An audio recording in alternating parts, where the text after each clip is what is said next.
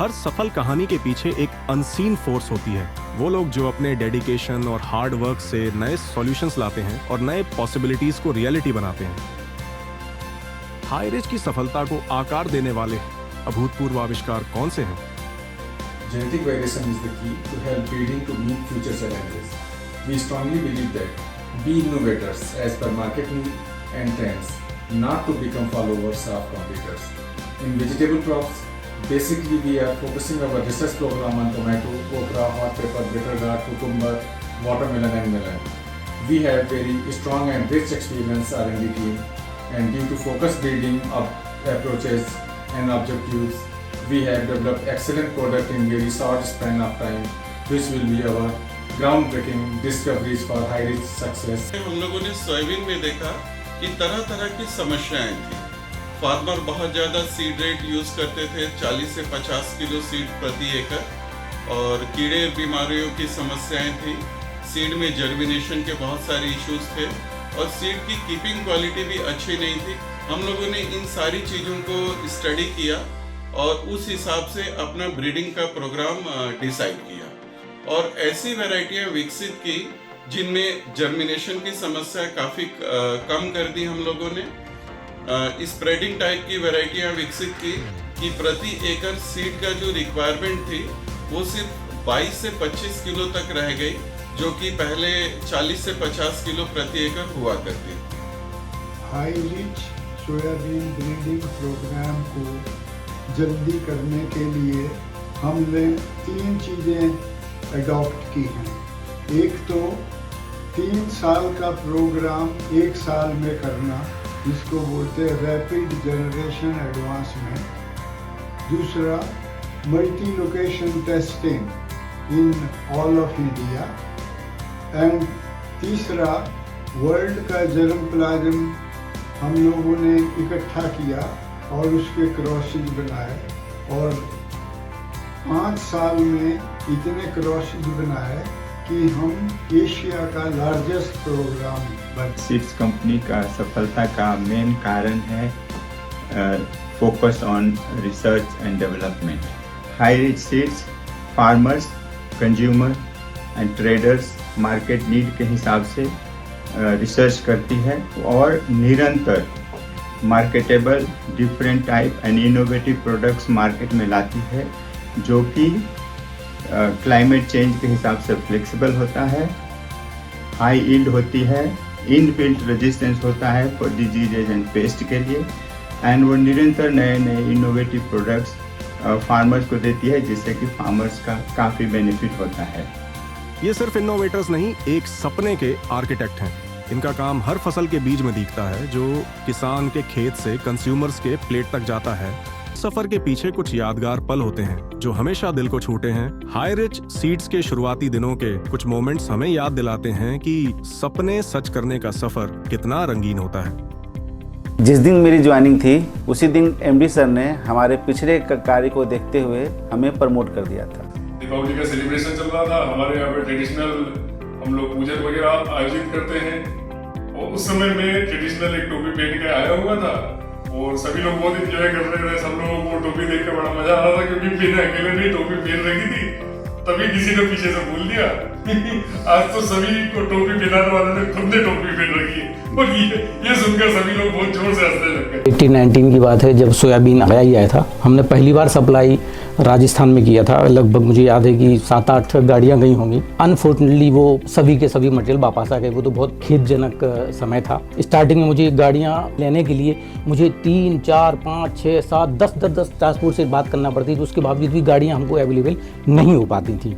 लेकिन आज की स्थिति में मैं कह सकता हूं कि आज मुझे सिर्फ मार्केट में एक ऑर्डर डालना पड़ता है और हमारे पास 10 ट्रांसपोर्टर खड़े रहते हैं, और अच्छी कॉस्ट पे और क्वालिटी की गाड़ी देने के लिए, अच्छी सर्विस देने के लिए, जो हमारे लिए एक बहुत बड़ा अचीवमेंट है। एक बार हम लोग यहाँ पे गनावा, एक उज्जैन के पास एक विलेज है, वहाँ पे हम लोग ने फार्मर्स के यहाँ पे सोई, हमने हमारी MDS 1001 वैरायटी की सोई करवा रहे थे। उस समय फार्मर्स जनरली 40 किलो प्रति एकड़ के हिसाब से सोई करते हैं, लेकिन हमने उनको इंसिस्ट किया कि आप 25 किलो प्रति के हिसाब से उसको आप सोइंग कीजिए। किसान मानने को तैयार नहीं थे, लेकिन हम लोगों ने रिक्वेस्ट की और उनको समझाया तो वो मान गए। सोइंग करने के बाद उन्होंने 25 किलो प्रति एकड़ के हिसाब से उसमें सोई करी, और जब दूसरे के बाजू में जो दूसरे किसान थे उन्होंने 40 किलो प्रति एकड़ के हिसाब से सोई करी। लेकिन जब इसके रिजल्ट्स आए तो रिजल्ट्स से हमारे जो किसान थे वो बहुत ज़्यादा प्रभावित हुए, और उस प्रभाव से वो प्रभावित होकर उन्होंने हम लोग को फिर जब प्रोडक्शन आया तो उसके बाद उन्होंने हम लोग को यहाँ पे इन्वाइट भी करा और हम लोग को बहुत सम्मान भी दिया। मेरी शुरुआती दौर में एक मुलाकात बहुत से लोगों से हुई।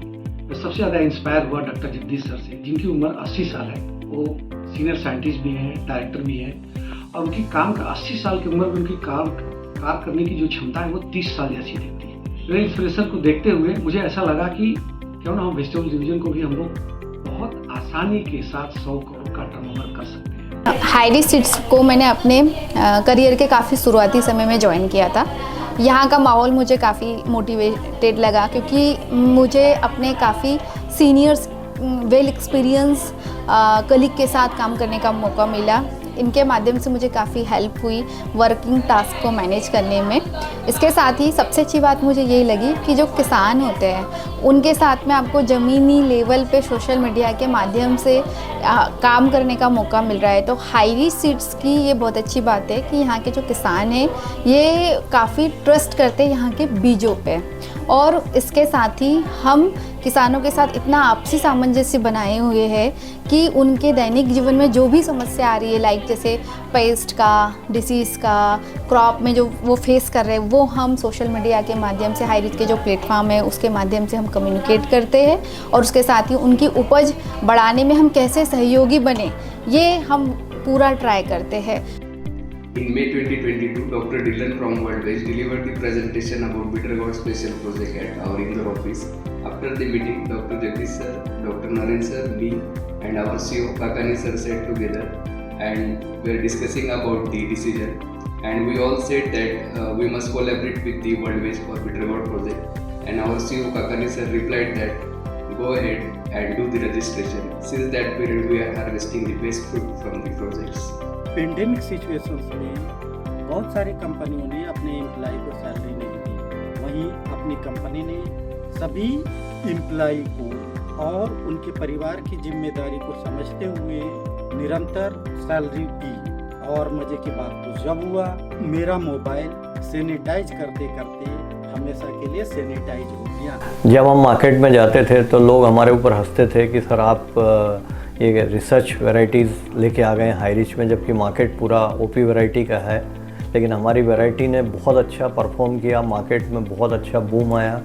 फिर वही डिस्ट्रीब्यूटर्स वगैरह आज हमारी बड़ी क्वांटिटी और अच्छी क्वांटिटी जो है बेच रहे हैं, तो ये मेरे लिए बड़ा ही मतलब अच्छा मोमेंट था। धन्यवाद। एक बार मैं डोडा चला गया कुछ वैरायटीज कलेक्ट करने के लिए, तो माई फादर आस्क्ड कि यार 20-25 साल पुरानी वैरायटीज लेके क्या करोगे? तो आई सेड कि हम सोयाबीन का म्यूजियम बनाने वाले इंदौर में, तो म्यूजियम में रखा जाएगा। तो वाकई हम लेके आए वहां से भी, पूरे वर्ल्ड से, पूरे इंडिया से हमने जर्म प्लाज्म कलेक्ट किया और हमने वैरायटीज डेवलप की। कि जिस समय कोरोना महामारी आई उस समय हाईरिच सीड्स ने और मैनेजमेंट ने मेरा पूरा ख्याल रखा, मेरे परिवार का ख्याल रखा, ध्यान रखा। एक कंपनी की पहचान माइलस्टोन से नहीं बल्कि टीम स्पिरिट से होती है। हाईरिच सीड्स की स्ट्रेंथ हर मेंबर की कमिटमेंट और जुनून है। आज हम सुनेंगे हाईरिच के फाउंडिंग टीम से लेकर नॉन सीनियर स्टाफ तक एक शब्द जो हाईरिच के एसेंस को डिफाइन करता है। What's one word that captures what HighRich means to you? My recognition. समृद्धि है। Curious about research. स्वाभिमान। भरोसा है। समृद्ध किसान। My passion. High quality. खुशहाल कर्मचारी। प्रेम है। विश्वास। विश्वास का बीज। Learning space. Prosperity. सर्वगुण संपन्न मेरा परिवार है। कर्स। फ्यूचर। Sympathetic workplace. मेरा परिवार। लाइफलाइन है। उन्नति का उत्कृष्ट द्वार है। विश्वसनीय संस्थान। परिवार। Integrity, prosperity, dedication, diversity, farmer trust, किसानों की समृद्धि, quality, high in commitment. What's next for HighRich? हमारा उद्देश्य एग्रीकल्चर से संबंधित लगातार नए research, technologies, products and process पर ध्यान केंद्रित करके ऐसे इन्वेंशन करना है जो हमारे फार्मर्स और एनवायरनमेंट के लिए न केवल सस्टेनेबल मैनर में फ़ायदेमंद हो, बल्कि जिससे हमारे सोसाइटी की सोशल इकोनॉमिक डेवलपमेंट के लिए भी एक नई दिशा मिले।